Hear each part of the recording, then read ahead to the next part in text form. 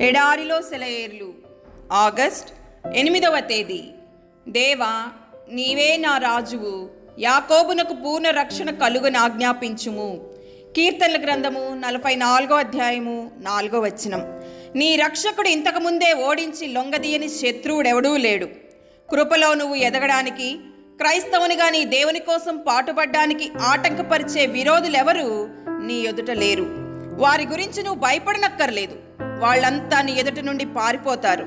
వారందరినీ నీ చేతి కిందకి తీసుకొస్తానని దేవుడు వాగ్దానం చేశాడు. ధైర్యం కలిగి నిబ్బరంగా ఉండు. భయపడకు, బెంబేలు పడకు. దేవుడు నీతో ఉన్నాడు. పరాక్రమశాలులారా, మీరు మహాబలవంతుడైన దేవునికి చెందినవాళ్ళు కాబట్టి మీరు పరాక్రమవంతులు. విజయాన్ని చేజిక్కించుకోండి. యేసు ప్రభు సాధించిన విజయంలో మీకు భాగం ఉండేలా చూసుకోండి. యేసు మనందరి కోసము, మనందరి తరపున ఆ విజయాన్ని సాధించాడు. ఆయన విజయుడైనప్పుడు ఆయనలో, ఆయనతో మీరు ఉన్నారు. ఆ విజయాన్ని పోగొట్టుకోవద్దు. మీ హక్కుల్ని వదలకండి. దోపుడు సొమ్మును పోగు చేసుకోండి.